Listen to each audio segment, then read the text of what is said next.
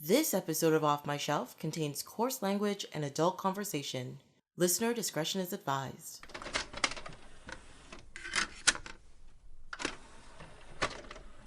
Hello, my name is Tracy James, and welcome to Off My Shelf, a podcast about movies that are well off my shelf, where we go through my DVDs and talk about the movies in my collection. In this episode, Tom Davis is here to bring us some levity into your day as we talk about two comedies, Dirty Rotten Scoundrels and Dodgeball. Welcome! Thank you. It's great to be here. It's great to have you on. I know you've been asking to come on for a little while, and we finally got you a nice, comfy spot with some fun movies. Yes, I'm excited to talk about them. Yay. I did have fun rewatching these movies to prepare for this. I didn't realize how much I needed a good laugh. And watching these, I mean, they are a little bit old, but there are some proper hilarious laughs in both of these movies. So I really enjoyed rewatching them. Agreed. Yeah, it's been a while since I'd watched either of them as well. So I also enjoyed revisiting both these films. Mm-hmm. Good. So I guess we can just start with well, first of all, one thing I've been asking everybody, since we've been sequestered at home and quarantined, what have you been watching on TV? Let's see, on TV. Or, I mean, streaming, or if you've seen anything good? Recently, we watched 30 Rock, and also starting to rewatch Community as well. Oh, that's a good one. That's a good fun one. The last season's a little bit hard with Troy being gone and everything, but up until that point, it's pure gold. Yeah, I'm on season 5 now, so he's still there, but I believe he leaves before the season ends. That's true. Isn't that the season 2? Dan Harmon left that season as well, right? I'm not sure actually, but it could have. Yeah, there's one of the seasons where he got kicked off too, and then he comes back, or something happened. Something weird happened in there. So it was a little strange, and you could tell by the way the show just didn't feel right, and then it felt right again, and then it didn't feel right, and it's weird. Okay, I'll have to look up for that then. Mm-hmm. What have you been watching? Actually, the other day I just finished watching She-Ra. I love it. I thought it was fantastic. I also actually watched it, She-Ra, as well. I liked it. I wasn't a big watcher as a kid. I was a big He-Man watcher, but I didn't really watch She-Ra. Mm-hmm. So I don't have that to compare it to. But yeah, the whole series and whole was fun time. Yeah, I did watch. I watched a lot of both He-Man and She-Ra. I have to tell you this right now. Don't try to rewatch it. Even if you loved it as a kid, they're difficult. They're really, really difficult. Okay. But this updated version, the artwork is really good. The storylines are good. They kind of keep the storyline from the original, like the basic storyline, but they throw in a couple extra things. And I went through it in a week, I think, which is a long time for some people, apparently. But I was shocked, how many seasons there were, because it's only been on air for 2 years, and there's 5 seasons. Yeah. And I just thought it was fantastic. I couldn't stop watching it. I love this theme song, too. It's great. Yeah, it's a great theme song. Mm-hmm. The only thing in the last season I wish, it took a while for her to be She-Ra again. I wish there was more She-Ra, I guess, in the last season. Yeah, I get that. But I understand the way the story was going. I kind of understand why they did it that way.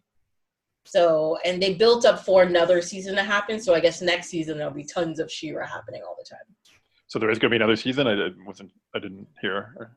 I believe so. Based on the way it ended, I think, if it ends, people will be fine. There's enough. But also they left it open for another season. So fingers crossed it's going to show up. Yeah, I'd watch more if they did another season. Mm-hmm. So, Dirty Rotten Scoundrels from 1988 by Frank Oz, which I didn't realize he's the one who directed this movie. But he's an underrated director, I would say. He's done a bunch of different things that people don't really realize. Yeah, but I also think that might be a stamp of a really good director is when I know it sounds horrible, but when you don't know who they are, I think it's better than a person where you see their movie and you're like, oh, it's this director, because their style is so overly specific. You know what I mean? Because it's like, you know, you see a Michael Bay movie, you know exactly the shots you're gonna see. You see even if you love them, you see a Wes Anderson movie, you know exactly the kind of shots you're gonna see. Or you see a Tarantino movie, you know exactly what you're gonna see. But from Frank Oz, I mean, his direction is great, but he doesn't have a quintessential style. And from that, you get to just lose yourself in the story instead of being pulled out by these certain tropes, if you know what I mean. And he's done like comedies like Dirty Rotten Scoundrels and what's another? Oh yeah, What About Bob? He did it as well. And also like The Scores, underrated movie of his, like as well. But that's a drama, so he does some different things. Yeah, he moves around, right? One thing I noticed about this movie is that I don't know why I never picked up on the opening of the movie before, but it has a very old Hollywood feel the way it starts, you know? Yeah. Not seeing the characters and the pearls in each other's hands and the way the writing comes up on the screen, the type of music, the color palette. It's very like, you know, 1940s colorization, classic Hollywood look. Yeah. And it's very beautiful to look at, like the French Riviera and all the scenes. It's great scenery there. Yeah. I actually looked up like Beaumont-sur-Mer because I was like, oh, that might be a real place. I wonder where that is. But apparently it's not a real place. Okay. But it was filmed in an actual French town called Beaulieu-sur-Mer. It's not much of a difference. But yeah, they just used that whole town on the French Riviera to film this movie. And actually, The Hustle from last year that starred, what's her name? Anne Hathaway. Yeah, and Rebel Wilson, yeah.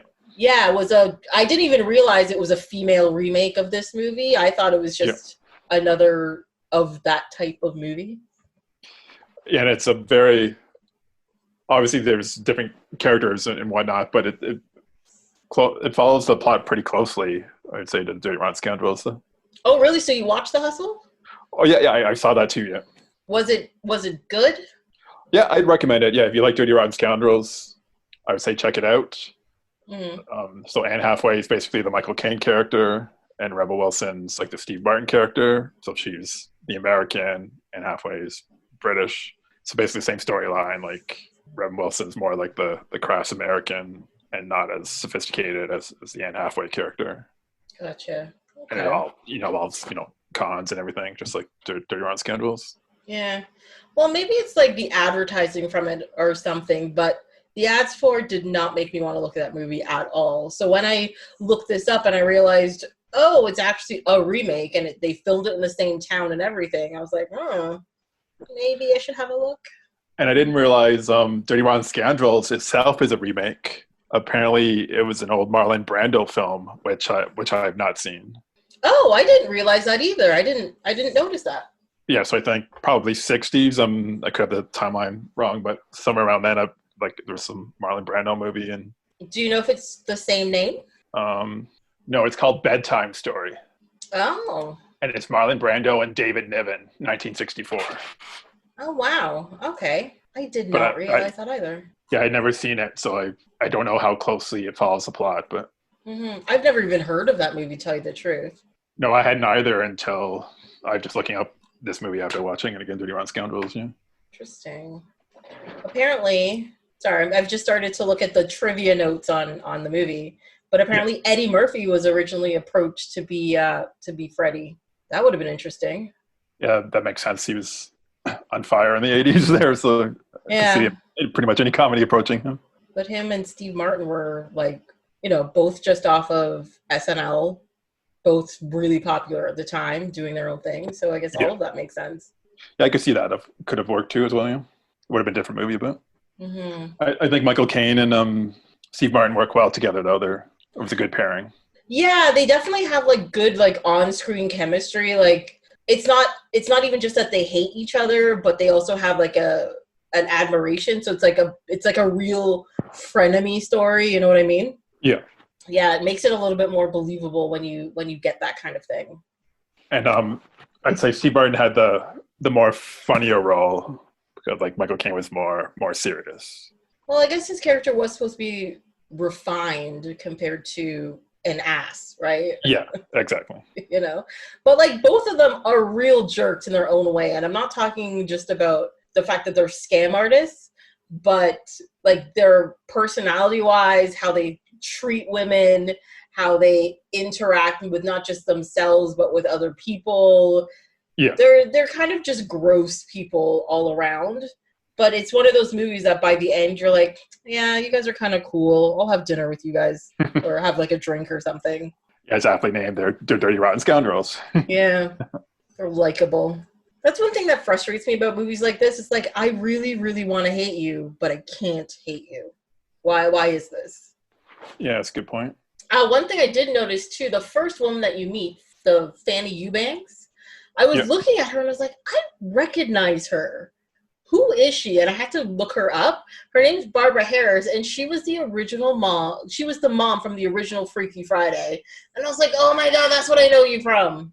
Like the Jodie Foster Freaky Friday? Yeah, the Jodie Foster Freaky Friday. Oh, wow. Which I know everybody likes the Lindsay Lohan version and stuff. It was a very good and faithful remake. I get it, but that original was fantastic.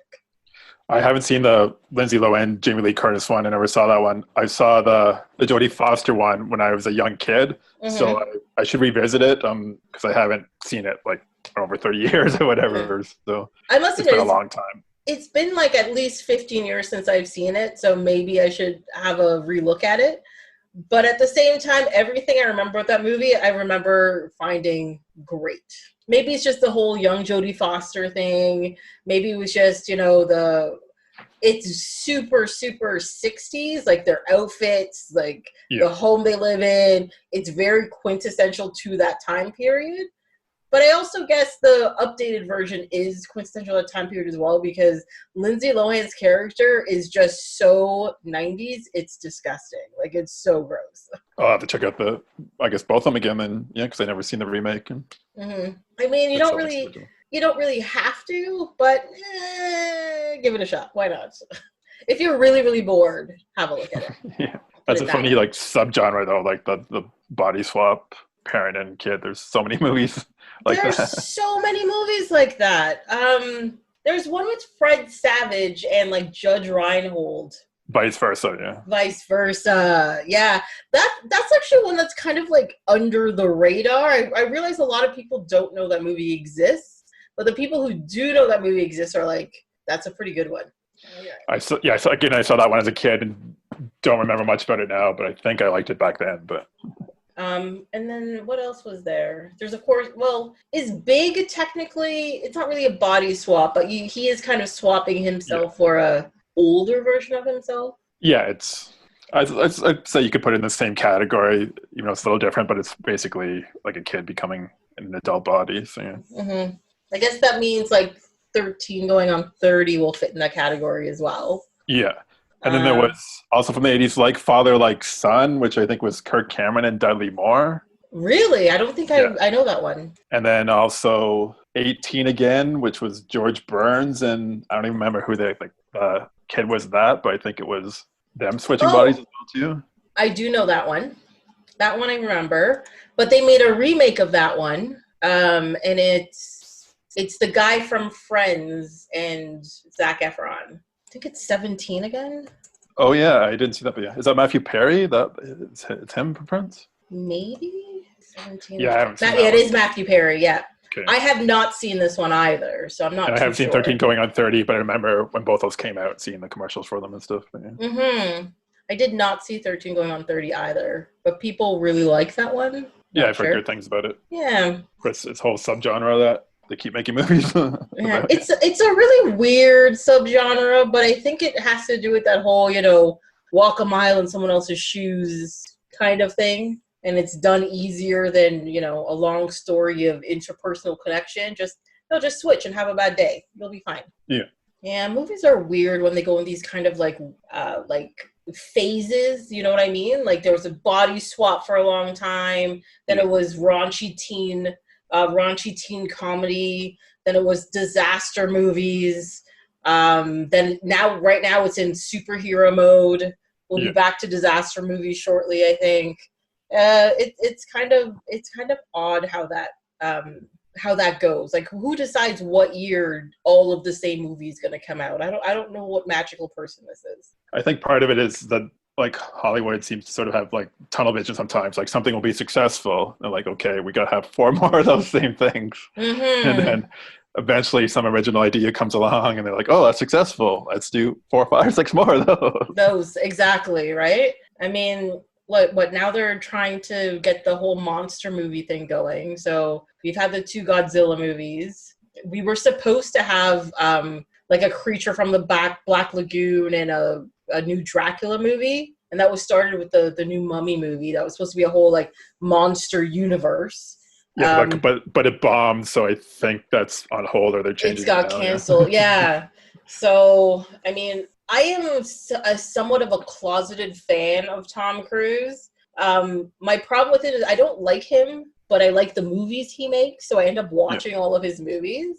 I enjoy a lot of his films too. Yeah, like put his like personal life and stuff aside, but he's very charming, and he often makes good movies, like exciting. Yeah, I mean, all of those Mission Impossible movies, Oblivion, and I want to call it Live, Die, Repeat. Oh my god. Yeah, that's a good one, but what's the actual name? Yeah, because apparently the real name is Live, Die, Repeat, and then they thought it would confuse people, and they gave it another name. No, it's not Day After Tomorrow. No, not Day After Tomorrow. No. Oh crap. You'd think I remember the name of this movie. I've seen it like so many times. Edge of Tomorrow. That's it. That's it, yeah. Yeah.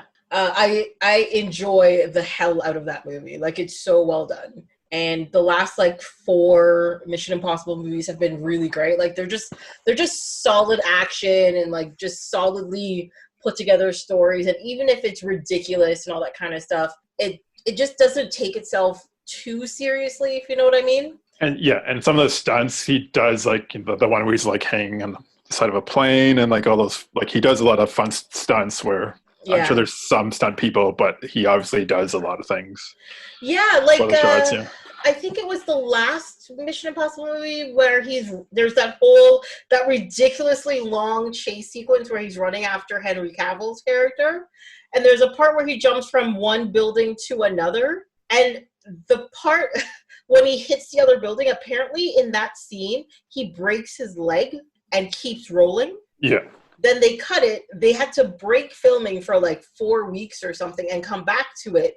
But they're like, that cut was so good, we're not going to try to redo it with anybody else. We're keeping it in. Because when he gets up on the roof, you can see he's kind of like limping off a little bit. It's because he broke his leg. And you're just like, you are a crazy man. Yeah, he really hurt himself. Yeah, it's nuts. It's like he wants to be Jackie Chan or something. And you brought up Henry Cavill in that one. And when rewatching that one, I can't get over his mustache because he was also doing like Justice League, I think it was, yes. Or at the same time, or part of the shooting overlapped, and they wouldn't let him shave the mustache. Yeah. So they had to badly CGI over it. Yeah. But the funny thing is, there's a whole bunch of people who, outside of the studio, went afterwards, took scenes from that Mission Impossible movie, removed his mustache in the scene of Mission Impossible, and it looks better than what they did for Justice League. And this is just some guy at home with his laptop, and they have a whole studio pouring in hundreds of millions of dollars into this, and they couldn't get his top lip right. Come on, guys, you could do better. Yeah, it's definitely a very famous mustache now. It is. It really, really is. But that was I'm sorry, that whole like sequence is just fantastic. It's another one of those like, how did they get all these shots? It's so long. You're watching it and you are feeling tired for him because you're like, you've been running for like half an hour. What's going on here? This is crazy. Yeah, and another old Tom Cruise movie I really like is The Color of Money. I don't think that gets enough respect or talk about. Yeah. It's technically a sequel, and it's not as good as the original Hustler, but it's still highly enjoyable. I only saw Color of Money once, and I think I was too young to see it. I think I was like maybe 10 or something when I watched that movie. Yeah, it's probably a little young. Yeah. I remember, of course, hating it, not understanding it, and I just never went back to it. So maybe that's one of those movies I should put back on my list and be like, no, rewatch it. You might get it, and you might like it now. Yeah, I think both him and Paul Newman are excellent in that movie. Mm-hmm. Yeah, I should give that one a shot. That was also like before, you know, my real love of movies kicked in. Yeah. And, like my understanding of structure and stories and scene building and all the fancy stuff, I suppose. And it's actually Martin Scorsese that directs that one. It's more like a lesser work of his, like more of like a popcorn sort of movie as opposed to it's more serious dramas, but still well done. Yeah, you got to make the movie to make the money, so then you can make the movie that's the art. You know, It's necessary. Anyways, I guess we should go back to Dirt and Rare Scoundrels. That's fun. One of the things I noticed, though, is that the property that Lawrence has, like Michael Caine's character has, is really very fantastic. Oh, yeah. It's like nice. everything about it, like his view, the actual size of the place, the rooms he has. It is just like every time they show it, even though it's outdated and all that kind of stuff, I still am like, I want to go there. I want to hang out there. I want to just chill out. Yeah, it looks like a beautiful spot. Nice place to hang out. Yeah. But one thing I didn't understand about the overall story is that Lawrence lives in that town. It's a vacation spot for every summer, and it's for rich, you know, socialites and all that kind of stuff. Yeah. And he seems to go to the same place all of the time. So how does he keep these scams going? Like, you would think he'd bump into 20 of the people he scammed before there every other summer. I guess it sort of relies on him, like, on new targets every summer, and I guess the old targets don't come back, but you have to, like, sort of take that what you will, I guess it's the whole suspension of disbelief thing, right? Like, just believe that they're not coming back, that's it.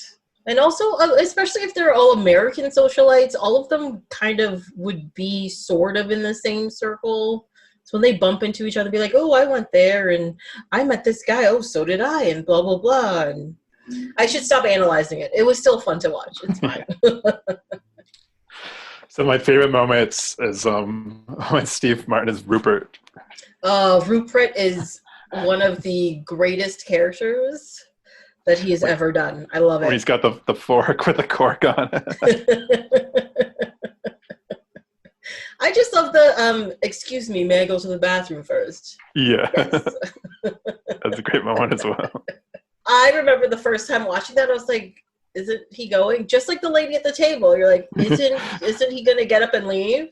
And as soon as he says, thank you, and you get it, you're just like, that is beautiful. That is fantastic, you know?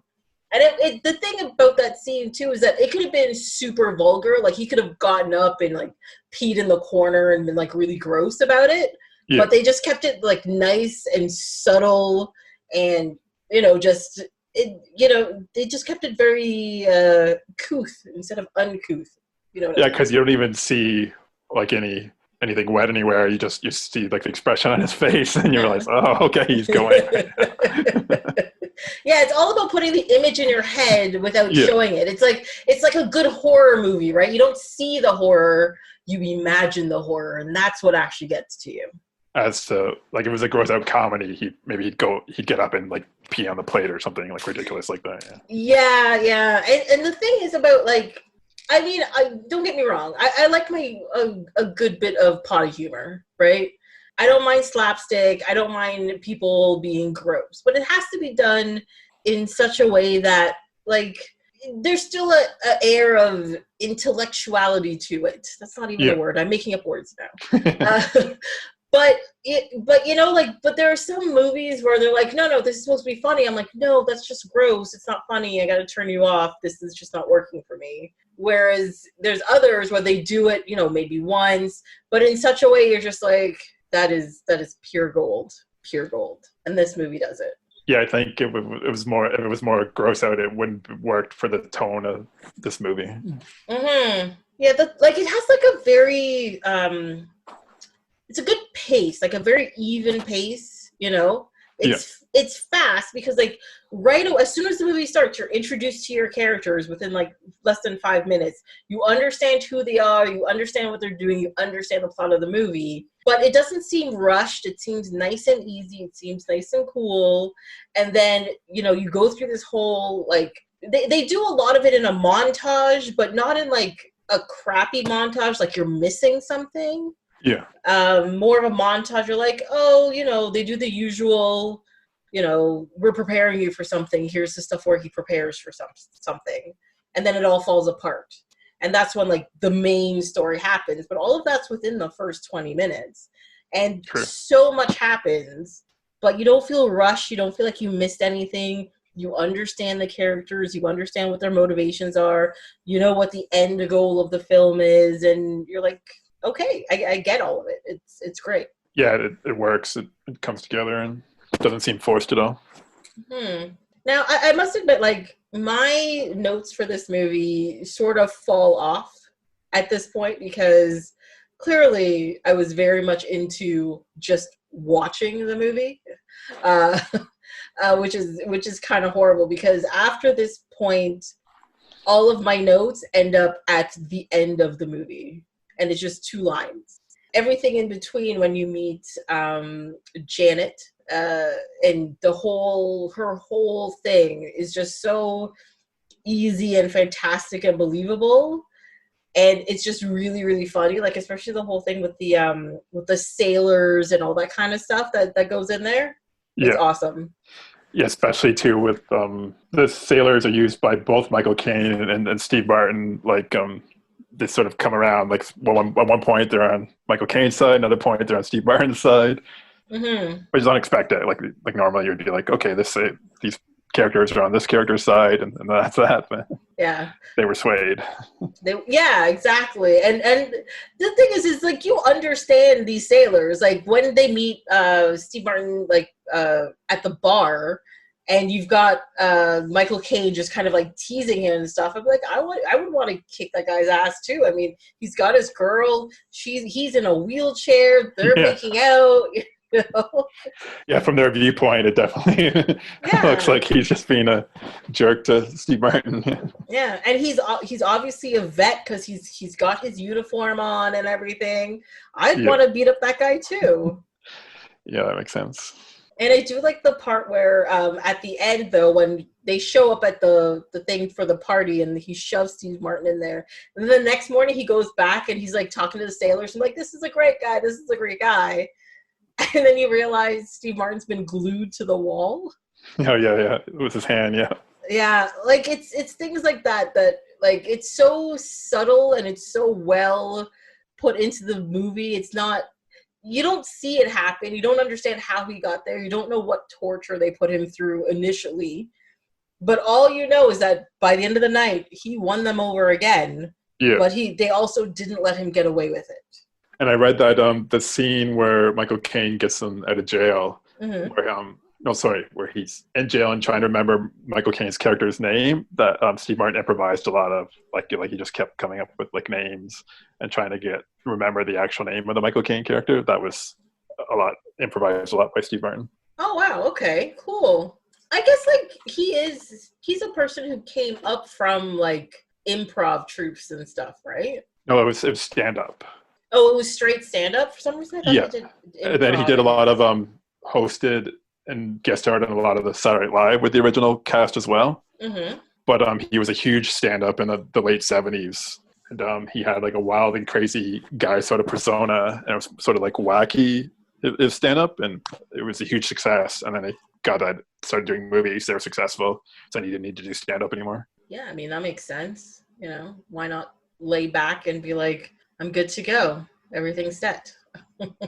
And at one point, he had the record for hosting Saturday Night Live the most times, but Alec Baldwin has since surpassed him. Really? What's the record? Oh, I don't even know now, but it's got to be over 15 or something. Let's see. Record for hosting SNL. Let's see. Alec Baldwin holds the record, having performed the duties 17 different occasions since 1990. And he took the record from Steve Martin that hosted 15 times since 1976. Yeah. Oh, wow. Okay, that's a lot. I didn't think it was that much. I know they always do some sort of like weird intro thing every time somebody hits 5 on SNL. Yeah, sometimes they do fun things like that, yeah. Yeah, I've seen that a couple of times, but I didn't realize it was like that long. But especially if you've got somebody who's had like a long-standing career. I mean, Steve Martin's been around, like you said, since the 70s. He's going to be on there a couple of times. And like he went gray or started going gray at like a young age too. Like even like late 70s, he was going gray. Steve Martin. Yeah. Well, I mean, hold on. How old is Steve Martin? So he was born in 1945. So in 1988, he was only 33 years old. Yeah, that old. Yeah. And he was completely gray already. I don't actually, now that I think about it, I don't think I've ever seen him on anything without gray hair. Now that I think about it. Yeah, I think he went gray very young, but it certainly worked for him. Yeah, he's been successful. So don't like any complaints on his end. Yeah, because even in The Jerk from 1979, he's like salt and pepper gray. Yeah. In that.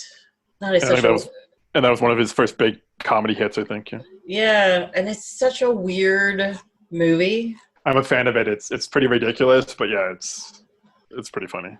I guess weird is a genre people enjoy. Apparently it made worldwide $73 million in the box office. That's pretty decent. Which movie? The Jerk. Yeah. It's really decent for like late 70s. Yeah. Mm-hmm. What was its budget? No, its budget's not listed. But the budget probably wasn't even that big, so no. That is definitely making your money back. Yeah, it was a big comedy hit for him. Let's see, he's got only 65 actor credits? That seems surprisingly small to me. Yeah, because he's been doing it for so long now. Yeah, but he's also got 46 writing credits, so that's also pretty good too. Yeah, he's written some like original plays and stuff too. I've never seen them performed or even read them, but he's had some success as a playwright as well. Mm-hmm. Well, I've read I've read all of his novels.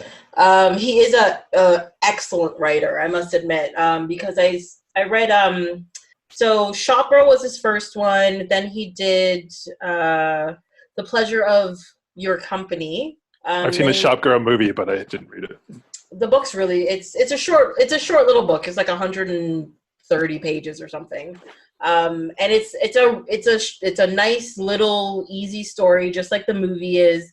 It's nothing that's too, outlandish or scandalous or ridiculous, but it's just like in the life of this shop girl, and she meets, either, be with somebody who's rich who wants you as an object, or be with somebody who's young, doesn't know what they want, but sees you as a human being and just loves you. It's that kind of juxtaposition. Yeah. And she decides she goes with the younger guy in the end, but she also decides to be herself as well, which is really great. And the thing about Steve Martin and his novels is that he's very good at, evoking emotion and setting scenes with very few words. And they're very clear to you, because one of my biggest problems with some writers is that they've just put so much fluff in their writing. I'm like, I don't need 30 pages on you describing a flower. I get it, it's a flower, but if you can make those 30 pages into 2 paragraphs, oh my god, you're the greatest person ever. And I don't know if you're a Tolkien fan or not, but that was my problem with Lord of the Rings. I didn't read it as a kid, but I tried reading it as an adult, but I could not get through it. There's just so much description and singing and dialogue. I was like, okay, get on with it already. And I didn't end up finishing them. Yeah, I tried reading The Hobbit once. I was probably 20 when that happened, and I had the same problem. I had 30 pages in, and they were still singing songs, and I was like, I can't do this. This is not working for me.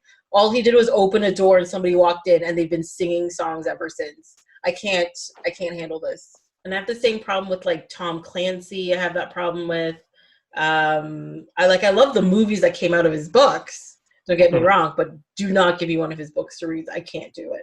It drives me crazy. Never tried reading Tom Clancy. Oh my god, no. To me it's brutal, personally, but people like it. I mean, he's a bestseller for a reason. He does create a compelling story overall, but it's just cutting everything down to the actual story is the hard part. I think most of his books could be half the length if he just cut out a lot of his description and all that kind of stuff. Okay. Yeah, I guess it's his writer's style, I suppose. I'm a less is more person when it comes to writing, for sure. Yeah, I never read any Tom Clancy. Mm-hmm. Now, what else do you like about this movie, Dirty Rotten Scoundrels? Oh, I forget the actress's name, but I think she did a really good job because she's got the tough role because all the twists and turns. Like she has to act a certain way for most of the movie. Oh, Glenne Headley? Yeah, her. Yeah, Who plays yeah. I think Janet? she did a good job. Yeah, She and really does, because like throughout the whole movie, you buy the innocent, sort of naive rich person. yeah, she's very believable as that character, and in her interactions with both the Steve Martin and the Michael Caine's characters work Hmm. because of that. Yeah, Yeah, she handles it really well, and especially when it comes to the end of the movie, when she shows up and is completely different persona, and you're just like, because even the guys in the movie are just like, is this the same person? Yes, it is, because you can't believe that kind of like innocent, nice sweetness to this sort of like big, flamboyant, talkative, thing that just comes out of nowhere. yeah, it makes for a nice ending to the movie. Yeah. Mm-hmm. Yeah, I was really happy with rewatching this. Like, it hasn't aged badly. I did have some sort of misgivings at laughing at Rupert because, I mean, I wouldn't say he's not all there. And Yeah. there's a sensitivity in our society now about just making fun of people who have, like, whether it's physical or mental illnesses. And I was just like, but I can't not laugh at it because he's hilarious. Like, even the part where they go to his room and he gives him the news that he's getting married, and Rupert is practically a cat. He gets grumpy. Yeah. He gets up and just starts knocking things off of the shelf, and I was like, Banging on pots. Yeah. yeah.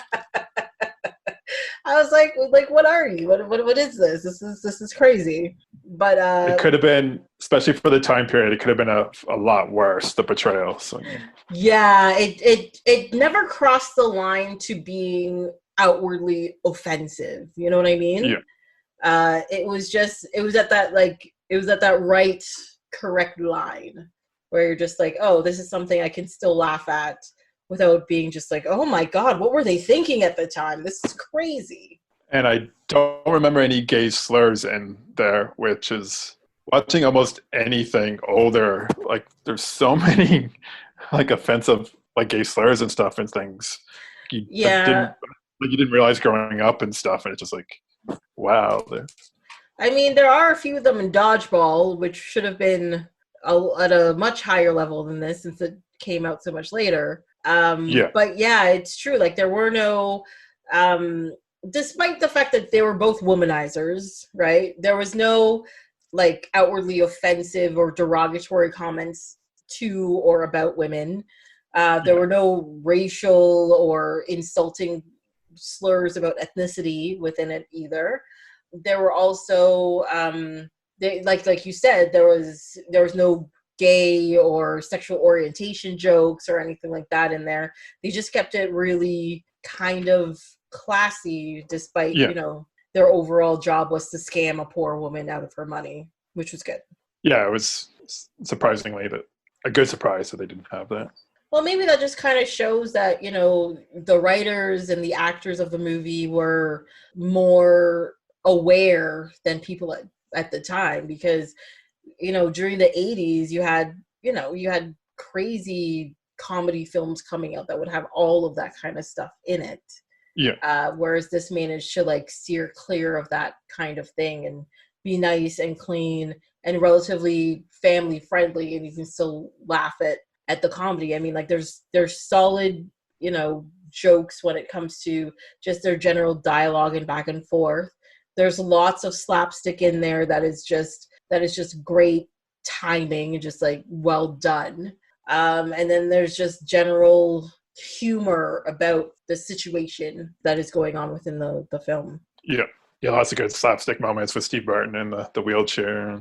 Yeah, that part where he's getting his legs whipped. Oh my God. Yeah. He's so happy. He's crying. I love it. One thing that actually always gets me is so at the end of the movie, how Michael Caine is suddenly Australian, and Yeah. Ever since, so I have a few friends that are Australian, and of course, when I met them, I was completely not racially, but culturally, I should say, culturally insensitive. And I was like, do you want to put some shrimps on the barbie? And the Yeah. first thing they said to me is like, you know, that's not Australian, right? I was like, what are you talking about? Australians never say shrimp, they say prawns. I was like, oh, okay. So the first thing that I said, because he says it, do you want to put some shrimps on the barbie? I was like, they would say prawns. That was the first thing that popped into my head. Every single time I hear anybody do an Australian accent and they say shrimp, I'm like, no, that's a craziness. And it reminds me too of that moment in Dumb and Dumber where Jim Carrey's character finds out that the lady's from Austria, and then he does the shrimp on the bar.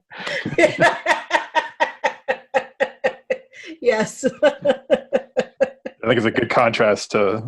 It's a very good contrast to that, for sure. That's just being an idiot. This, however, is just culturally insensitive. Yeah. It's great. Yeah. Yeah, probably as a kid, one of the first probably things from Australia I saw was probably Crocodile Dundee. And I'm sure I haven't seen that in years, and that's probably just full of Australian stereotypes. Yeah. What's sad about it, though, is that they got like an actual Australian to be in this who should have been like, that's a stereotype. Let's not do this one. That's a stereotype. Yeah. But he made tons of money doing it. So, and apparently he broke up a marriage. Like it was a whole thing, apparently. Okay. So if I remember correctly, the woman who plays the lead in Crocodile Dundee started an affair with Paul Hogan and left her husband for him, and then they broke up not too long after that. Yeah, I think, and she might have married Paul Hogan, or for all I know, might still be married to him. But I think at one point they got married, the two leads. Yeah. What? Yeah, I'll look that up later. It's fine. And I mean, Crocodile Dundee is one of those weird movie anomalies that just doesn't make any sense. Nothing about that movie makes any sense as to why it would have been as popular as it was. Yeah, it was such a huge hit, and there was 2 or 3 sequels. Yeah. Yeah, I know. Was it 2 or? I know for sure. For sure I've seen 2 of the movies, because there's Crocodile Dundee and then Crocodile Dundee Down Under, I think, are the ones I saw. And then there's I saw the first 2. I think those are the first 2, and it was like Crocodile Dundee in Los Angeles or Hollywood or something. That was like years later, and I did not see that one.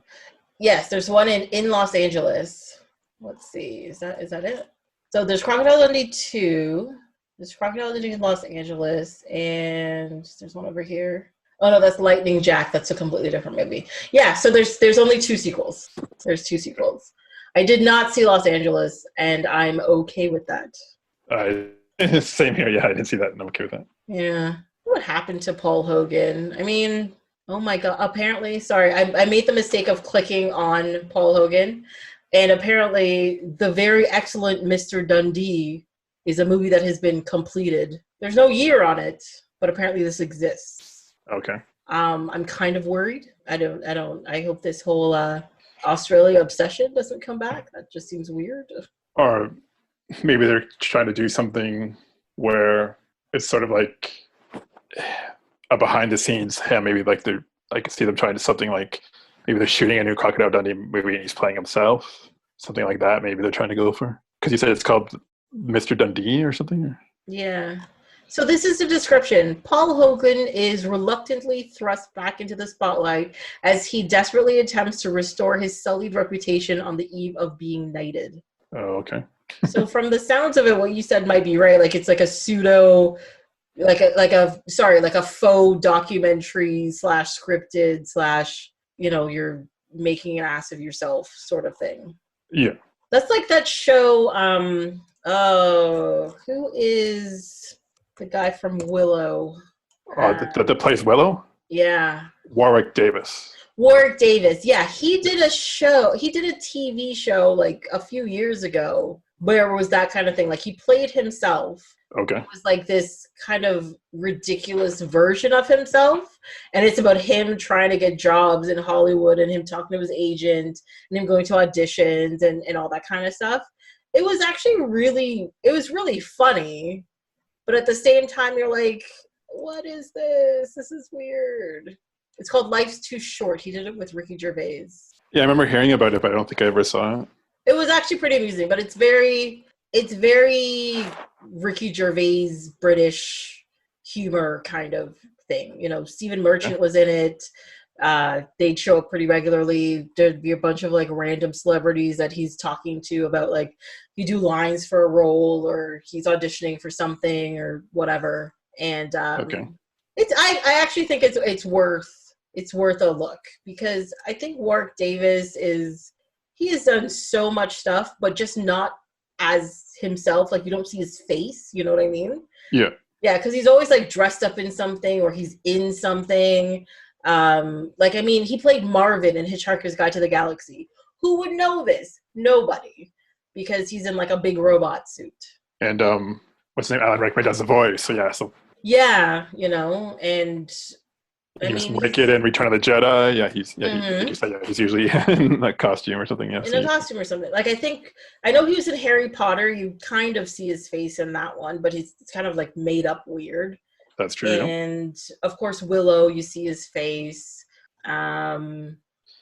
That's another movie I need to revisit. I haven't seen that in years. Willow. Oh, love Willow. It's so good. Every at least once a year I watch that movie, and I absolutely love it.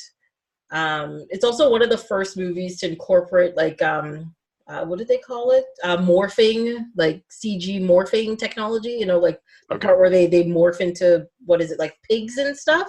That kind of, it's one of the first movies that had that thing in it, so it's also pretty innovative. Yeah, it's great. Oh, Wicked was his first role. Interesting. Didn't know that. But yes, Warwick Davis. He's great. Underrated. I like him. You should check that out. Yeah, I'll have to revisit that one for sure. Anything else about Dirty Rotten Scoundrels? Don't know if I have much else to say about that one. It's a good movie overall. It is. I'm very, like, that's one of the things I'm really happy when I rewatch one of these movies, and I'm like, it held up well. I'm not offended. It's great. So then we move ahead to Dodgeball from 2004. I gotta say, I have a soft spot for these stupid Vince Vaughn comedies from the early 2000s. I just think they're hilarious. I don't know. Yeah, it's so ridiculous, but very funny. I think part of what makes it work is to have a sport like dodgeball, because it's there's so many sport movies that have been done so many times, like baseball, football, basketball, even hockey. There's been several movies of those over the years. So I think it's refreshing to do like a ridiculous sport like dodgeball, especially when you're doing a silly comedy. Pick something weird. Yeah. You know, get on ESPN 8 and, you know, watch the Ocho. It's fine. And I think my favorite minor performance of the movie, and steals the movie a bit, is Jason Bateman as one of the commentators. It's very unlikely, I think, anything else I've ever seen Jason Bateman do, but he's just so ridiculous and pretty much like a man-child. He is. He really does do a great job in that role. He's got that neck tattoo. What's his character? Yeah, Pepper Brooks. What kind of name is that anyways? Like, it's crazy. He's always the other guy's named Cotton. He's like, yeah. But what's funny is, like, their random people that just show up in there are such, like, recognizable people that it's kind of, it's not really shocking that they got them, but at the same time, I'm like, where are you pulling these people from? I mean, there's David Hasselhoff, there's Chuck Norris, Lance Armstrong. It's really weird now to see him show up as like an inspiration. Yeah. Scandal from afterwards, but. Yeah, one of my notes is like, wow, Lance Armstrong, that was a deep cut, but we know what you did. You know, like, I was like, are you kidding me? Like, this is crazy. Maybe you shouldn't be too harsh on the Vince Vaughn character. Is it Peter was his name, or? Peter, yes. Yeah. Peter LaFleur. Yeah, I'm like, you're for a guy who's hopped up on some steroids there, you're pretty hard on the guy. I'm like, I don't know. And I think it's a very suitable role for Vince Vaughn. He's He's good in these kind of comedies. Yeah. Yeah, he's very good at playing the slacker or guy who doesn't really want to do anything, but at the same time has like a heart of gold, so he does things for like the people he cares about, you know? He does that very well. And I think that's because when you're introduced to his character at the beginning of the movie, it's like, yeah, he's got a gym, he's managed to do something with his life, but he obviously does not care that much.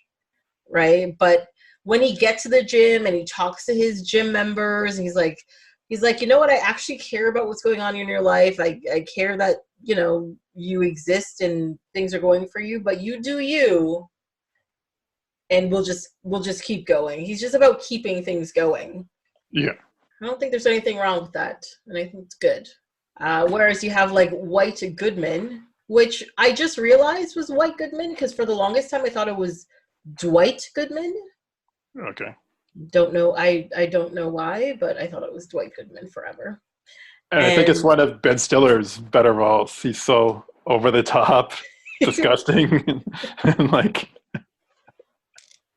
He really, and I love the fact that he plays against his own wife, who has to pretend to find him disgusting, and it works so perfectly. Literally, almost throwing up from his.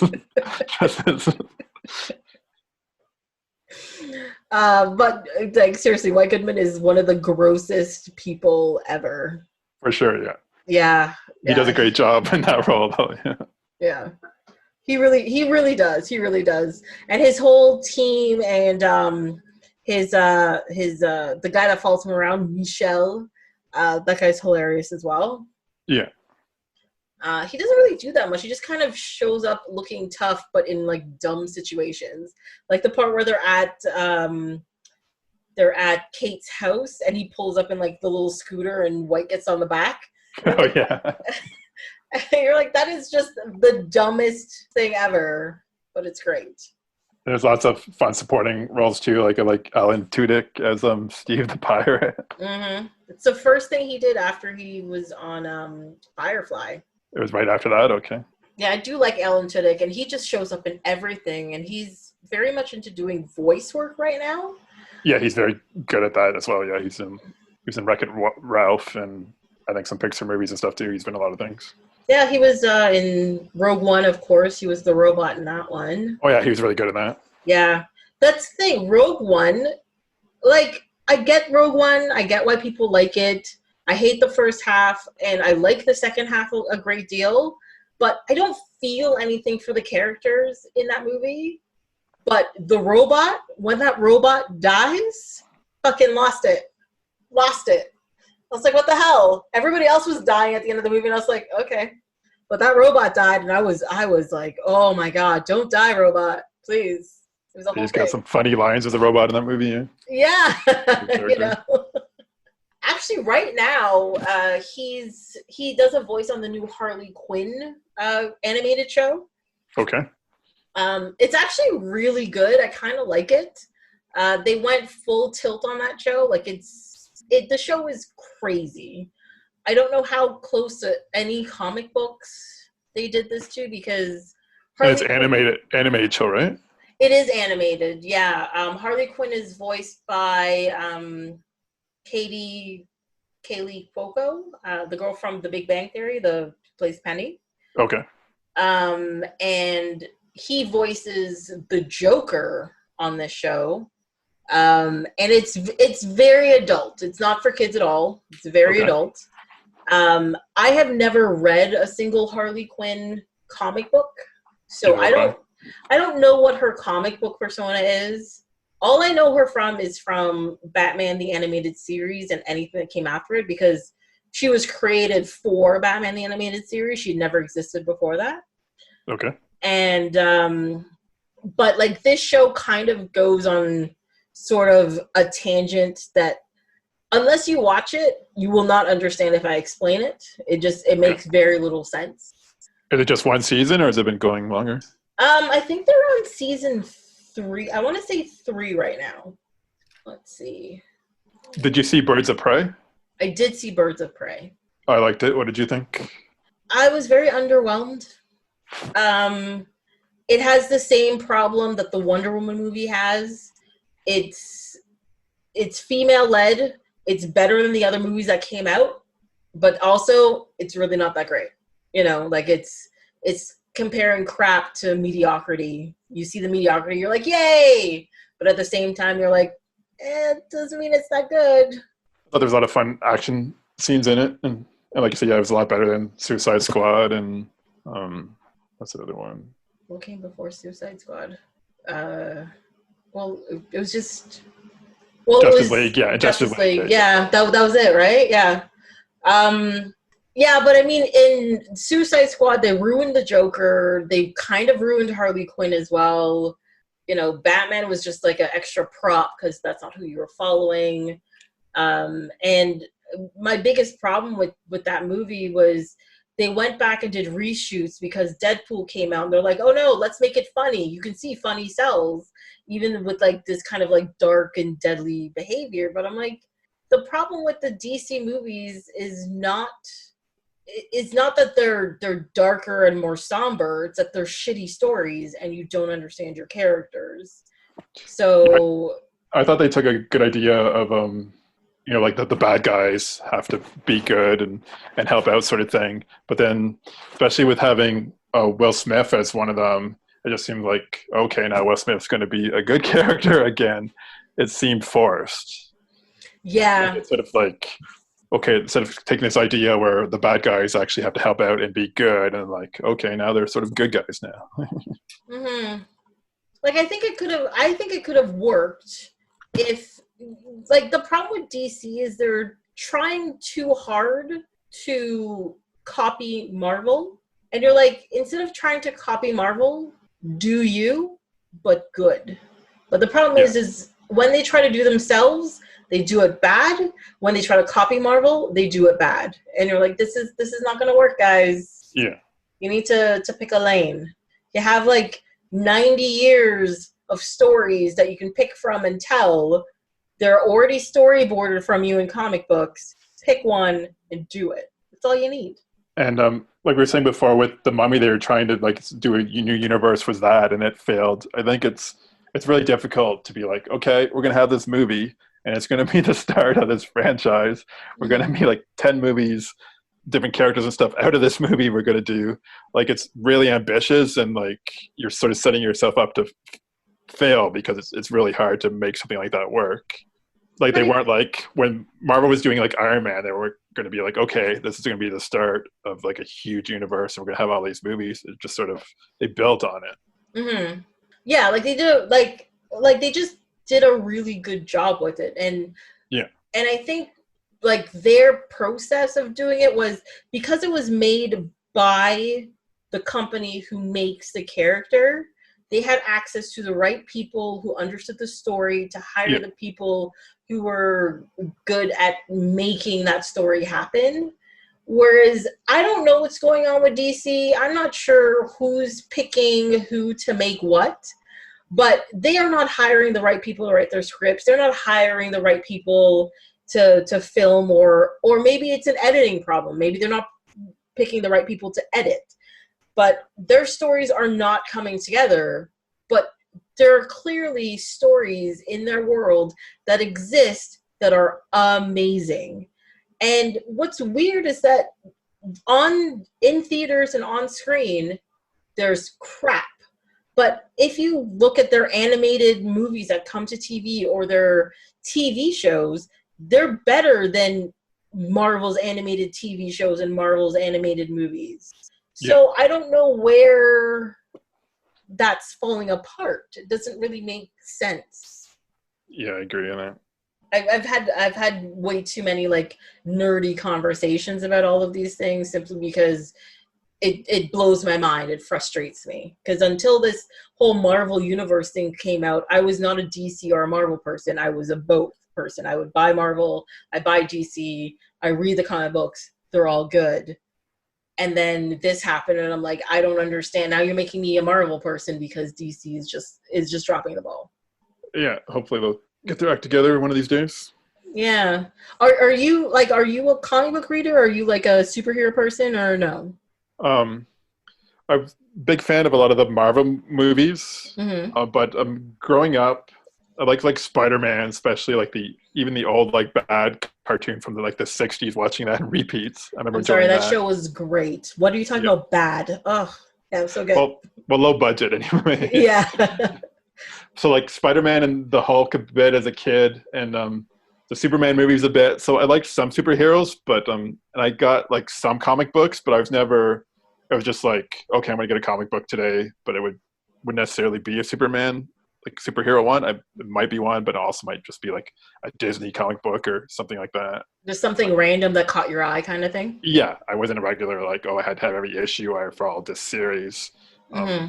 So I was never hardcore into superhero comics that way, but I really enjoyed the Marvel movies and like the superhero genre in general in cinema. Yeah, that makes sense. Yeah, no, I get that. Yeah, I got hardcore into it in my teens, but yeah, at a certain point I had to stop because it was just A, way too expensive, and B, how they were creating their stories was changing. Like there was always a thread through all of the comic books. Like if you bought X-Men or Uncanny X-Men, or if you bought Spider-Man or like Ultimate Spider-Man or something, there are stories in between. But you could buy like one comic book and you could be like, this is a story, I'll buy the next one that comes out. But then they started doing the whole like, to see the rest of the story, buy these 2 comics. You're like, oh, okay, you bought those 2 comics. Then in each one of those comics, there were 2 more comics to follow the story. And you're like, so now I'm buying 4 comics.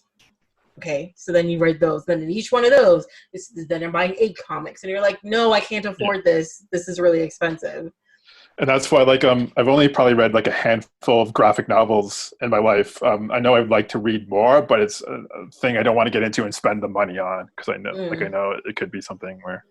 Yeah, well, one good thing about graphic novels, though, is that a lot of graphic novels are just like one-off stories, or like, here, this is a story, boom. And even if you buy like superhero genre, like you can buy one-off Batman, graphic novels. There you go. You can buy one-off Superman novel, like, here you go. Or you can buy like a series. Like there's tons of series out there. But yeah, instead of buying a comic book for like $3 or $4, you're buying a graphic novel for $25 or $30. Like it does add up really quickly.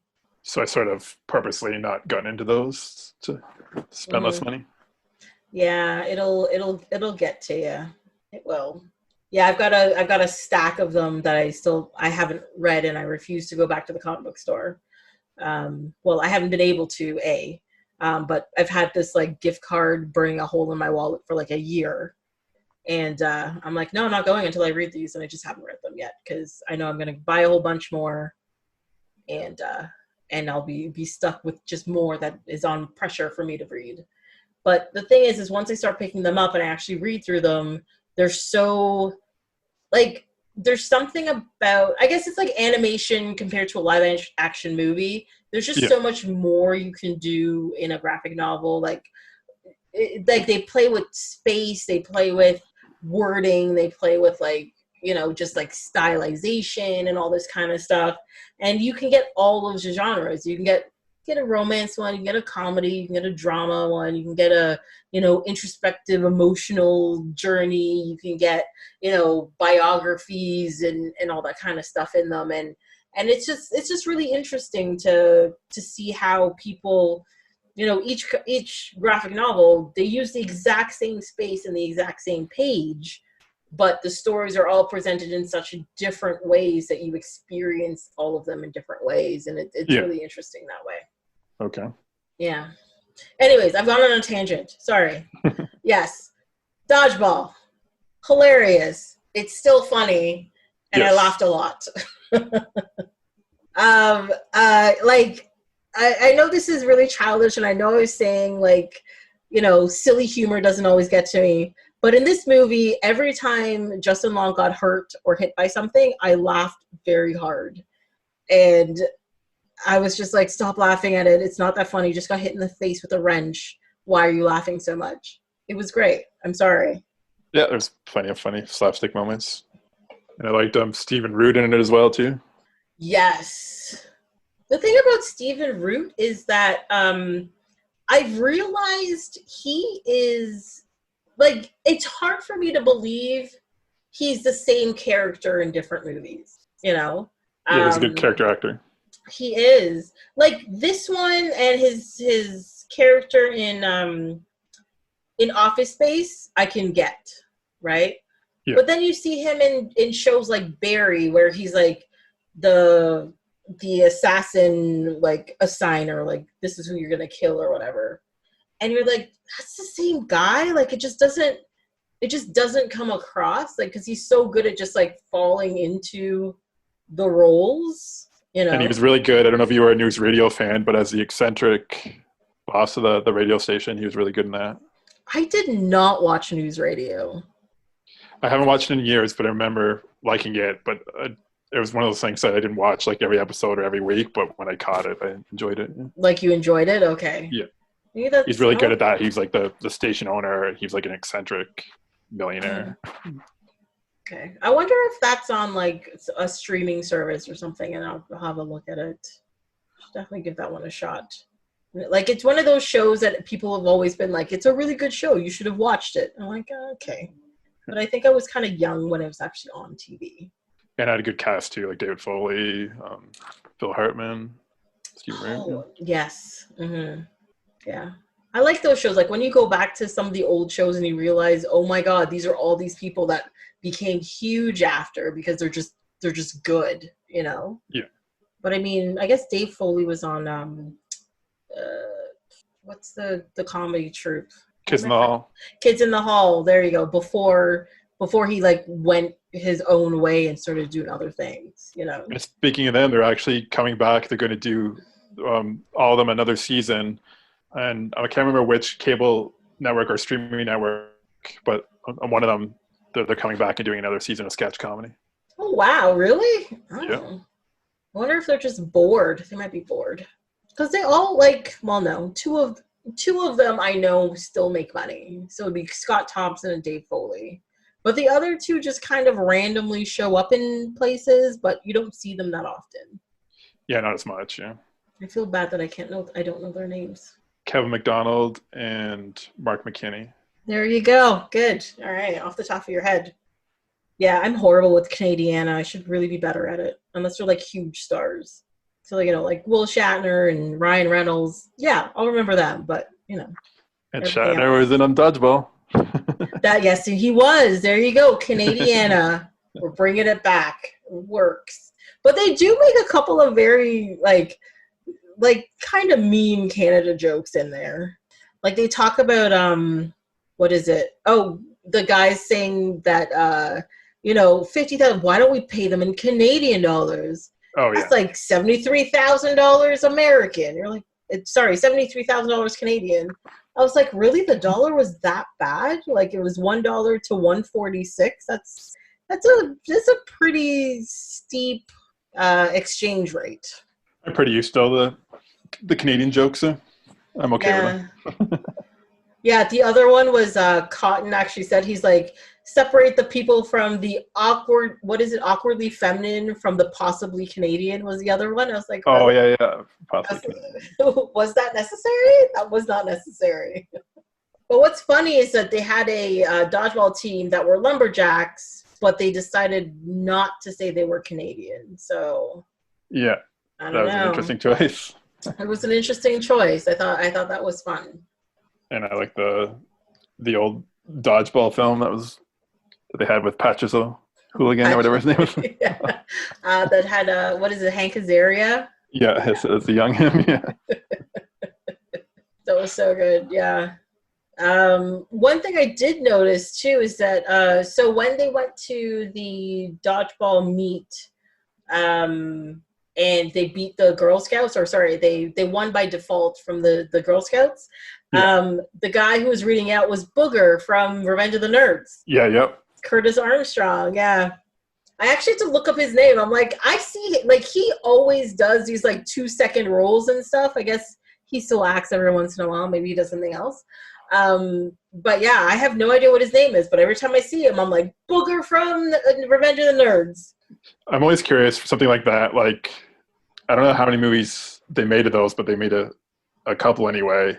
But like, does he still get good royalties off of that, or? They probably do. Like, if they've signed the right contract, they probably would.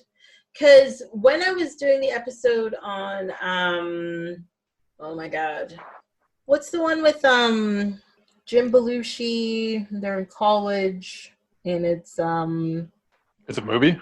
yeah, and like Donald Sutherland's in it. Oh my God, they put a horse in the dean's office. I don't know if I've seen that. It doesn't ring a bell. Is it 80s or newer? No, 70s. Oh, are you talking about Animal House? Animal House! Oh my God, I couldn't remember Animal House. It's John Belushi, so that's why. John Belushi. I said Jim Belushi, didn't I? Yeah, it's younger, less talented brother. Yes. Apparently, those guys still make royalties on the movie. And one of the things I was reading, if I remember correctly, one of them, and I think it was Donald Sutherland, so their contracts that were given to them and how they got paid, and you could either get a lump sum or it was like a percentage of like box office or sales or whatever. And I think two of them took the lump sum and the rest of them was just like, sure, give me percentage. Like you get like it's a token amount of money. Like they got like, $3,000 or something. And then, they get a percentage after that. And the other people took like $20,000 or $30,000 each and was like, I'm out, I'm done. And apparently they lost out on a ridiculous amount of money by taking the lump sum. Like they got $30,000, but they could have gotten like $30 million, $40 million based on the contracts that they sold. Yeah, same thing for the first Tim Burton Batman. Jack Nicholson signed a deal where he got a percentage of the profit. So I can't remember what the figure was, but it was he got a lot. He got a lot from that. Yes. Oh my God! Is it like I think it was like Tom Hanks is known for doing that as well, where he doesn't really get paid for things. He gets percentages of stuff. Oh yeah. Because I think he did that for Forrest Gump. I think it was. Yeah, I made a lot of money, so it'd be a good one to do it for. Yeah. But there's no way in knowing that Forrest Gump would have done that well, because that movie, if it was put together wrong, could have been absolute garbage. Like just based on like the characters and how all over the place the story is and that kind of stuff, it could have been really, really bad. But yeah, it turned out pretty decently. Like it's surprising to me sometimes where you watch these movies and like there's a fine line between it being good and it being bad, and like somebody actually managed to skirt the line of it being on the good side. Yeah, a lot could go into it. Like one wrong move, like bad screenplay or bad casting choice. Yeah. Doing like a horrible accent that just doesn't work, or character choice.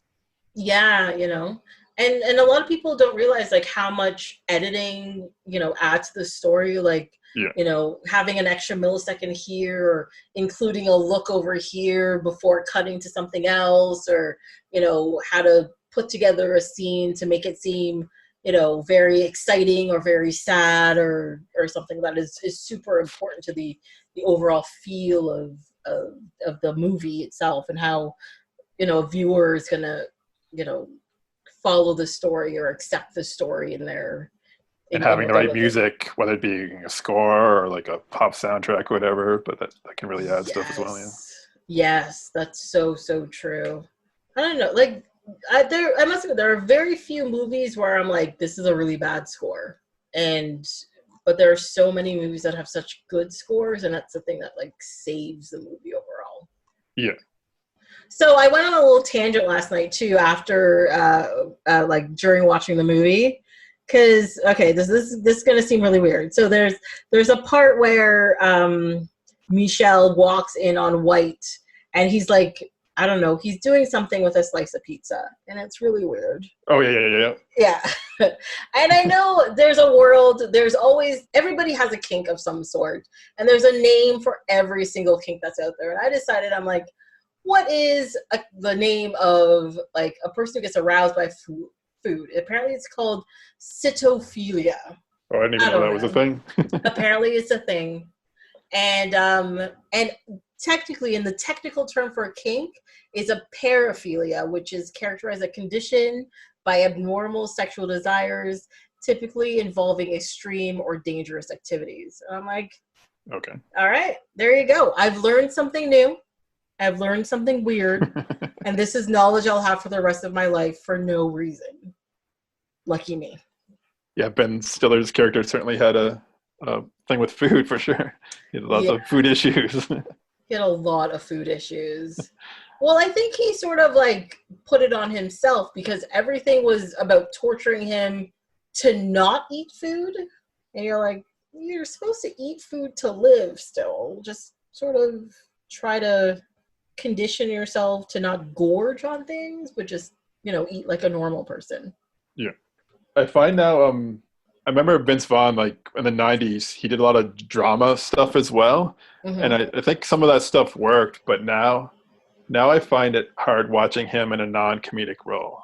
Yes, because I just see him as a silly man. Like there was, I don't know if you saw True Detective, I think it's season 2 that he was in. Mm-hmm. There was a lot of issues with that, but like stuff like that he tries now, it's just, I don't know, it doesn't work for me anymore. Yeah, season 2 was very weird casting choices, I found. But one thing I have to say, sorry if you haven't seen season 2 of True Detective, this is going to be a slight spoiler, but I was mad they killed Taylor Kitsch's character because I found he was the only person who fit the role and was doing a hell of a good job in it. And when they killed him like halfway through the season, I was like, what are you doing? He's the only thing that's interesting in this whole thing. But they kept the like bigger names, Was it Colin Farrell in that season as well? Was Colin Farrell in that season? I don't think so. Yes, that was season 2 he was in. So it was him, okay. Yeah. Yeah, I found it just very, like, everybody in their roles were just them in their roles, if you know what I mean.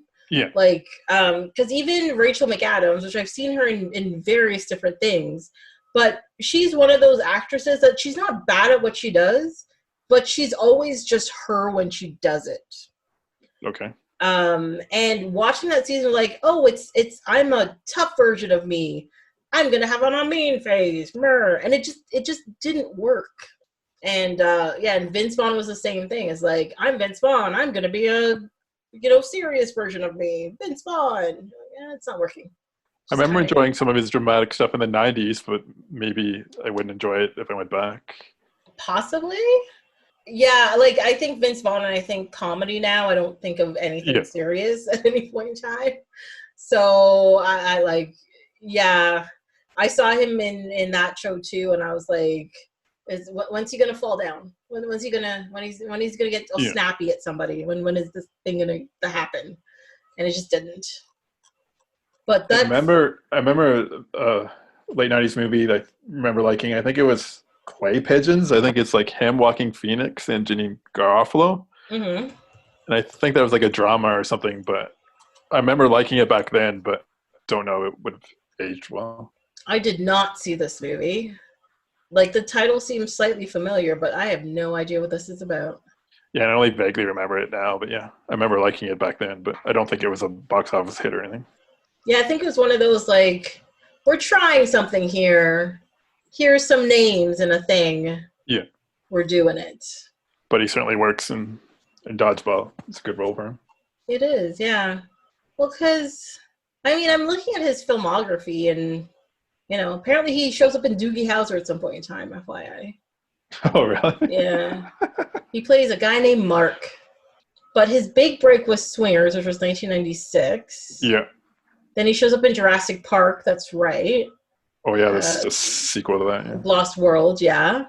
And, like, it was kind of a comedy role, but more on the serious side, Like, he was, like, the cool guy, really, in that whole thing. The first one is definitely the best in that series, though. Yeah, Lost World was...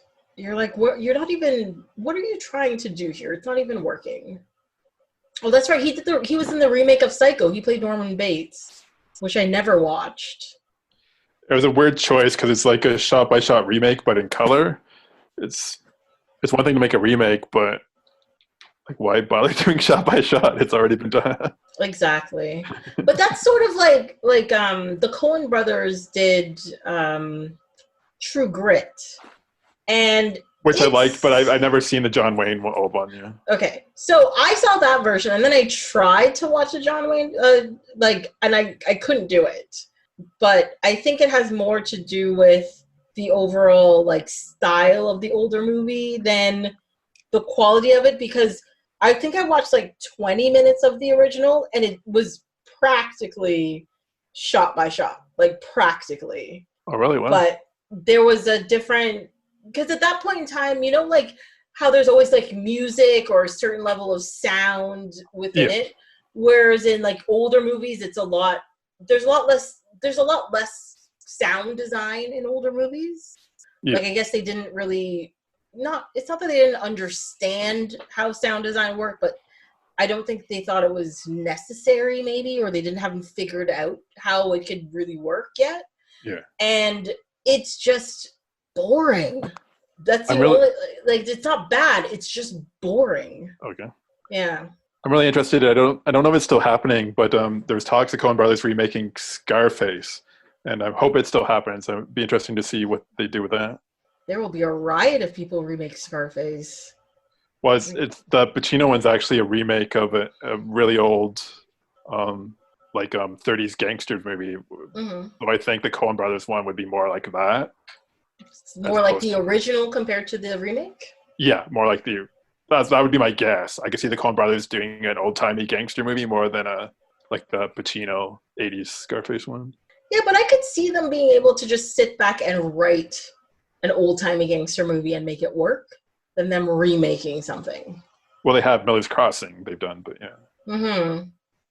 I never saw Miller's Crossing. Maybe I should get on that. It's good if you like Coen Brothers. I do like Coen Brothers. I've never seen that one, and what's the one where they kill somebody in Las Vegas? It's one of their like first movies. Are you talking about Blood Simple? Blood Simple. I've never seen Blood Simple. That's one of my favorites of theirs. It's really good. It's a very young Frances McDormand. Mm-hmm. She's the female lead in it. Yeah, I got into them at Raising Arizona. That's another classic one, yeah. Love that movie. That movie is so good. And yeah, that might have been a good one. I think Blood Simple might have been their first, but I'd highly recommend Blood Simple. Mm. It's like a film noir kind of thing, yeah. Story, yeah.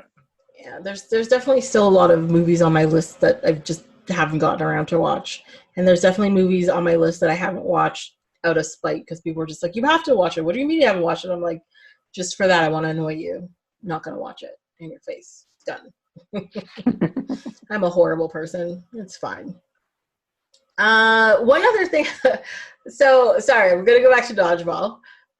But one thing I thought was really funny is that, so you know the part where White is trying to bribe Peter in like the hotel room?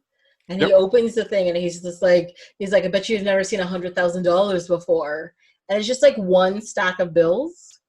That got me really upset because I'm like, that's a lie. That's an absolute lie. That's crazy. So how they like package money tells you how much money is in like a stack of anything. So if it's got like one of those like paper bands around it, it's 100. If it's an elastic band, it's 50. And if it's a paper clip, it's 25 bills, right? And they had one stack in there that was paper wrapped and there were $100 bills. That means there's 100 bills in there. That's only $10,000. I'm like, you're just trying to rip that guy off. That's not right. You need 10 of those stacks for $100,000. Yeah, I can't say that I caught that. Yeah. Yeah, it's one of the things that I caught. I was like, no, that's wrong. That's wrong. But then I also remembered, well, the U.S. and Canada used to print $1,000 bills. So I was like, oh, maybe they're actually $1,000 bills. Then I looked it up.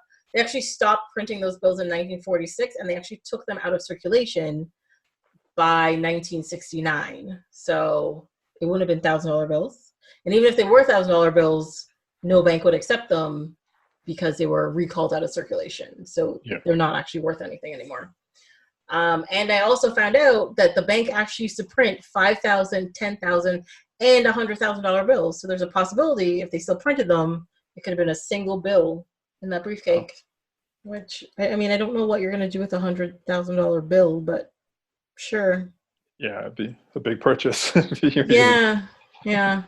Also, that's a wallet that you'd have to like attach to yourself with handcuffs and tape closed and keep in like certain pockets and like 3 of those bills in your pocket. That's a lot of money. Yeah, I guess so. And back to Dodgeball, I'm glad that they didn't try to make a sequel or anything like that. I think it works as well. It's just a one movie sort of thing. Yeah, that's one thing about they just don't need as many sequels as they put out for a lot of these movies. You're like, yeah, it was a great movie. I liked the story that was put out. If you see any more, you're going to ruin it. So can we just not?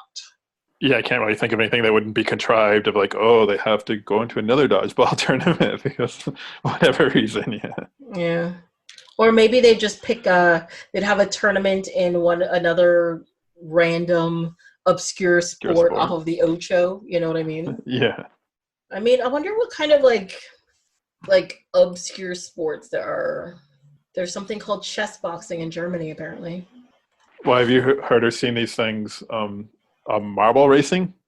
Yes, I did see videos of that. I thought it was really interesting, and I was also shocked that I watched like 4 of those videos back to back. I was like, "What's wrong with you?" Yeah, I saw some on YouTube. Yeah, which is funny. And apparently, they have like a pretty decent following. The guy who does the commentating is like perfect for it. Like he treats it like it's like a real sporting event, and like he really gets into it. I think that's the thing that actually sells it. It's not even really like what it is. It's just you want to listen to the guy just like go on about it. I remember hearing a thing about like there's like a wife carrying race somewhere in the world. There's a what? Wife carrying. It's in Finland. Oh, it's literally a husband and a wife, and the husband has to pick up the wife, and they run.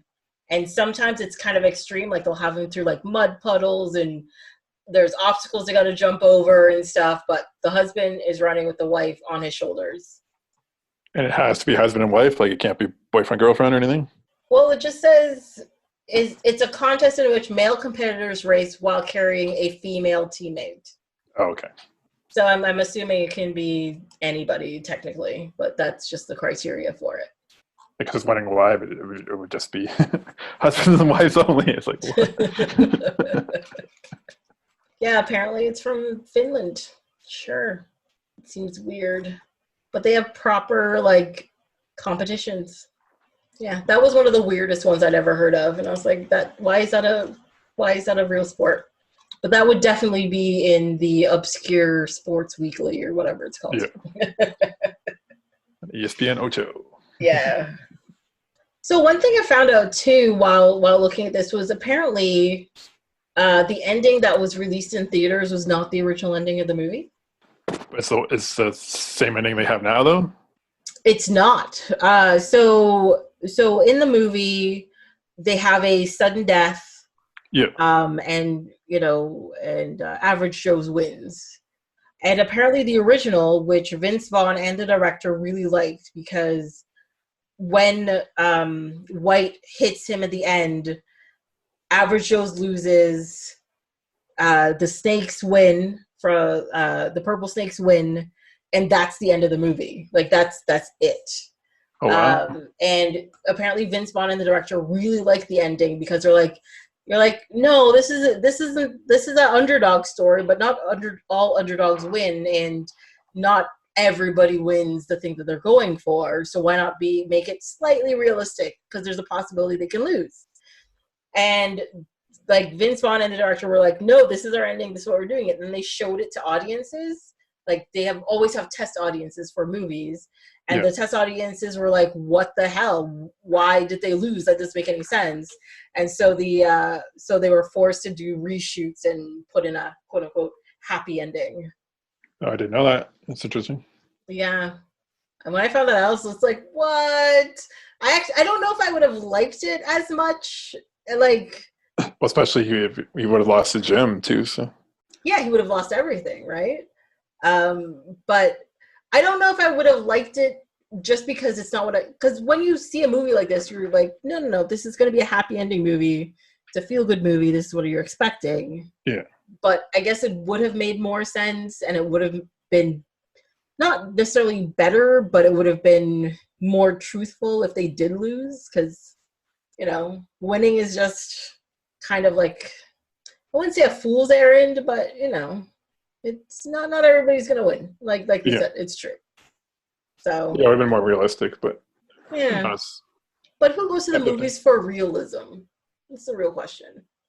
Especially silly comedies. Yeah. Well, I mean, I guess if you're going for a documentary, sure, but, you know, a slapstick comedy about playing dodgeball. Yeah, I think the ending works the way that they have it. It's light. It's funny. You get to see Chuck Norris. I mean, he was thrown in there for the reshoots at the end. Why not? So overall, you think Dodgeball has aged well? You like it still? Yeah, I still find it funny. There's a few things, like we mentioned earlier. There's like some unnecessary gay jokes, but other than that, it's pretty funny. It is, yeah. I definitely did twinge a little bit, especially at a couple of comments that Patches O'Houlihan made, the Rip Torn, that were a little bit like, oh, that's a little bit too far. But most of it was pretty solid. And I got even from back then, like his character, Patches, like was basically like a dinosaur, like from another era, another time, I'd say, from back then. Mm-hmm. Yeah, because by the reaction from like everybody else in it when he would say something, they're like, even they were thinking like, "Whoa, that might be too far." That would have been a lot worse if like they had like Vince Vaughn's character or like Justin Long or somebody like saying those kind of things. Yeah, because that would just mean they're just completely insensitive. Yeah.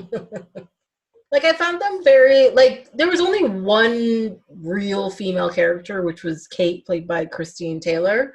But what I liked about it is that they actually made her, like, an actual whole character, you know? Yeah. She's like, don't sexually harass me. I'm going to like whoever I want. And I'm feminine, but I'm tough. You know, I like unicorns, but I played softball, and I can, you know, play sports with the rest of the guys. And she seemed to be good at her job as well. Yeah, she was very like competent at what she did. You know. Yeah. So that's what I liked about that part, and she didn't take guff from people, and except for White, everybody understood that very early on. Yeah. So I thought that was a good part about it, and all of the male characters in it were respectful to her, except for the fact that they kept calling her a lesbian just because she played softball, which I was like, that doesn't make any sense, guys. Get over it. But yeah, like all of the characters were like, they were whole, pretty solid characters, I suppose. Yeah. Except for Ben Stiller's character, of course, but he was the villain. Yeah. Yeah, villains don't need to be rounded. We just need to hate them. Yeah. That's it. I'm okay with that. But some of his outfits were just immaculate. Is that the right word I want to say? Maybe. that white leather jumpsuit with the purple scarf. Oh, beautiful. And like the S&M clothing, it was a funny sequence as well. Yeah. They get those outfits mixed up. Yeah. People always say assless chaps. I'm like, chaps by definition are assless. That's the whole point of them. They're supposed to cover the legs. Yeah. That's it. So if you just don't put anything on it, of course it's going to be assless. Come on, guys. And when the people that come back that the costumes were meant for, and he's like, "Oh, your daddy." He's kidding. That was a nice touch. Oh, one thing I noticed for the first time as well. So you know when they're first opening the uniforms and the guy's like, "This is not what I ordered," and then they cut to the whatever convention for the people. There's a guy in their group who's got like a whole head mask on that's like zipped up and everything, and he goes, "What the hell is that?" I never realized that before. I don't know why, and it just made that scene funnier. Yeah, it's a funny scene. So, anything else you want to say about Dodgeball or Dirty Rotten Scoundrels? Both interesting comedies, definitely different in tone, I would say, but both enjoyable. Yes, I would definitely agree with that. They're watchable still. They still make you laugh, and if you want like a light evening and detract from what's been going on in the world, I think these two might do a good job. And I'd recommend The Hustle. That one, you should check that one out sometimes. Yes, I will. I've got to put that one on my list. Maybe find it on some sort of streaming something or other. I've been finding it very difficult to find something light to watch. I find a lot of things on TV and movies and stuff have all been very heavy these days. I would love to check out the Marlon Brando one. I don't know where I would find that, but see what if it's similar to the Dirty Rotten Scoundrels or if they changed a lot. See like where it goes with it. Yeah, didn't know that existed before, but I'll definitely have to find out about it for sure. Well, Tom, thank you so much for coming on the episode today. Thanks for having me. It's a pleasure. Good. Yeah, we'll have to get you back and find something else for you to chit chat about. Sure. Yeah, we'll go from there. Thanks for having me. Thanks. Well, that's it for this episode of Off My Shelf. Until next time, you can follow along on Instagram and Twitter at ohmyshelf, or you can send an email to ohmyshelf@gmail.com. On the next episode, we'll be talking about two strange but very different movies, Dogma and Domino. Hope you'll be here to listen.